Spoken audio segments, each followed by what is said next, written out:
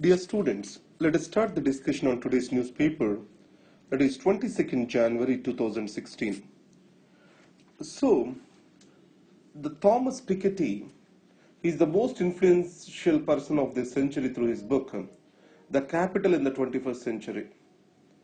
So, he was in Delhi to give a lecture on inequality and capitalism. He has exposed certain grave challenges to the Indian economy and Indian society and developmental framework of the country. In this context, the Indian tax to GDP ratio is very low, or the lowest across the world. It is tune of 10 to 11%. If you take on the other hand United States of America, UK, everywhere, between 1914 to 1917, as they have undergone through two important world wars, the fiscal policies and socio-economic changes that have come up are so drastic, and they are created an high tax GDP ratio structure in these countries. Unlike this, India still have a very low tax GDP ratio. Here the first dilemma is this: does India need to follow high tax and redistributive policies, or low tax entrepreneurial friendly policies? What Thomas Piketty argues is this: India, if it follows the low tax entrepreneurial policies, it may increase its growth in the short run, but in the long run, it is going to create a havoc with the Indian society and economy as a whole. The reason is, education and health, they are very critical sectors for the long-term growth of any economy. And second, if democracy do not address the issues of inequality, the violence and the forces, alternative forces, will try to address them and will be disruptive. So, in these circumstances, the public spending and the public pool of resources need to be increased, and the tax is the only way out. So, in this case, let us compare the tax on the income and wealth. Wealth means the accumulated capital. Income means I am talking about the wages and salaries. So, India has to tax the wealth more compared to the income, so that inequalities can be better addressed. Now, if you take in India the wealth, the returns on wealth, such as buying property, investment in stock exchanges and real estate, so they are giving more returns compared to the wages and salary. So that is an anomalous situation. And second is, India, if it, with the changing technology, etc., more the capital intensive technology is going to come up. In these circumstances, capital has to be more taxed rather than the incomes towards gaining for the advantage. So in this context, the tax regime has to shift towards the redistributive policies according to Thomas Piketty, and we have to increase our expenditure on education and health from existing 1% to around 3%. So he has compared Indian economy with China, and China has achieved better equalities compared with India. And coming to M.K. Narayan article, and also the terror attack in the Pakistan. So you know that recently in Bacha Khan University in northwestern frontier province of the Pakistan, there was an attack and more than 21 students were killed. So it shows the vulnerability of the Pakistan for the terrorism, and also it exposes the double game of the Pakistan, the strategic weaknesses in its terror framework, anti-terror framework. Here, the major player in the anti-terror strategy of the Pakistan is the military. The security establishment generally sees a disruption of the terror infrastructure, but addressing the problem from the root cause has to be the challenge to the civilian administration. It has to be a challenge to civilian administration. That is, addressing poverty and providing for social security networks. And root cause of this ideological framework are ideological brainwashing of the people and development of the communication strategies, etc. All these things have to be undertaken by civilian administration to make the anti-terror effort sustainable. And second, there is a double game which the Pakistan is undertaking. One way it is Tehrik-e-Taliban, it is attacking the Pakistan, and the other way, the Tehrik-e-Taliban or Afghan Taliban Haqqani network, the Pakistan is engaging. And also it sees the state-sponsored terrorism as a strategy towards geopolitics to gain its significance in geopolitics. And it is actively providing financial support and other logistical support to the Lashkar-e-Toiba and Jaish-e-Mohammed. So these two are the weaknesses, and they are going to harm the Pakistan more than any other country. And coming to M.K. Narayanan's article, so now engagement and disengagement between India and Pakistan, they have a very serious consequences, and it has also a regular routine pattern between these two countries. So in this case, we have to establish a long-term solution to this. So there are many questions which are remaining after the Pathankot accident, or also I will say it as an Pathankot terrorist accident, because in spite of knowing the intelligence inputs, we failed to guard the strategic this particular air base. So in this context, let us talk about the patterns and the strategic interests.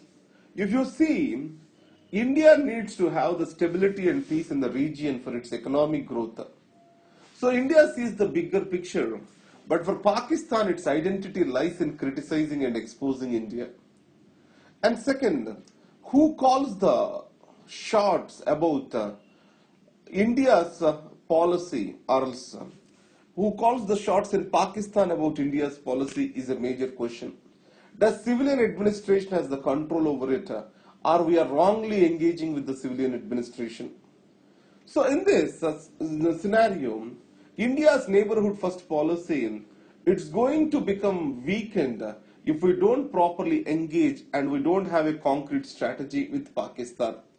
So more than the theatrics, or more than the increase or rise in the expectations, the solution shall be given the priority. So the minimalist engagement to maximalist engagement, a slow shift, an incremental engagement is necessary. So in this, what author argues is, so let us develop a very slow engagement, a minimal engagement, and then let us evolve, or let us see the results at every stage, monitor them, and slowly we reach to the maximal engagement. And he also talks about counter forces strategy for India. But however, this counter force strategy, to what extent it will work, I have my doubts. The counter force strategy means it believes in destructing the military establishments of the opponent and waging a limited war in these circumstances. So India shall move its forces swiftly, and we shall make it them more mobile. So this particular thing is called as a cold start strategy by Pakistan. Though Pakistan says India has a cold start strategy, like Germany used in the Second World War, that's called Blitzkrieg, where the fast-moving armies are going to occupy capital by capital. So the cold start strategy was there for India. That's what Pakistan accuses. And it says it is developing the tactical nuclear weapons to counter the cold start strategy of India. But however, India denies having any such a cold start strategy. Here author argues for having a different strategy, that is what is called as counter force doctrine. And the National Family Health Survey, it is giving very startling details about the health conditions in India. Whenever economic transition is there, along with this there is also a nutritional transition. You can see that in Europe, America, everywhere, but they have addressed them over a period of time. Similarly, the economic growth has provided for the wider nutritional opportunities for the urban India. It has increased the obesity. The obesity in India is rising both in urban rural areas among men and women. And the second thing is, in the urban areas, the challenge is much higher. So the hypertension is increasing in rural areas, and in the urban areas it is diabetes. So the stress on the rural woman is very high compared to the urban woman. And second is the pharmacy of the world. It talks about something called voluntary licensing. It means Indian companies are coming with an agreement with an hepatitis C drug producing company, and the objective over here is to have a controlled conditions in the market. So the Gilead is the drug company, and the drug name is Sovaldi. This is the anti-hepatitis C drug. So Indian companies, once they come with Gilead, they are allowed to produce generic drugs by paying certain premium to them. But however, these generic drugs are not supposed to enter into the international market. So this is what is the agreement which has been coming up. So it is feared that it may kill the generic market and also the cheap drug market in India. Now, with regard to economic analysis, the data is very much important. In this context, there is a huge difference between the consumer price index and the wholesale price index. It shows that we have different product groups in these, and these are behaving very differently. So, the Indian strategy to fight the inflation also has to be different. So, this is the new development with regard to the inflation in India. Previously, there is by and large a common pattern between wholesale price index and consumer price index, but the increasing gap between them shows that different commodities are behaving differently in India. And now finally, coming to Mr. Amit Shah, you know that he is elected as a president to BJP again. So in this context, the growing centralization of the politics in India can be still talked about. So the Prime Minister Modi and the President Amit Shah, the duo, is preparing for the elections. And the strategy of BJP in Bihar and Delhi elections is highly centralized. So I don't see the politics of the day into my regular notes. But however, high command politics, the centralization of the political decision making, these are the points of interest for me towards policy. And finally, it is about Mrunalini Sarabhai. She has passed at the age of 97 years. A dancer who is proficient in Kadakali, Bharatanatyam and Mohiniyattam. And she is also an awardee for Padma Bhushan. And finally, she has established this Darpana School of Performing Arts. And there is a good history for their family. Her sister Lakshmi Sehgal, she has fought in the Indian National Army. And she married to Vikram Sarabhai, and Mallika Sarabhai, who is also a dancer. She is the daughter of Mrunalini Sarabhai. So these are the important points about her. Her style is more depicting the social challenges through the dance forms. So she is very well connected to the society.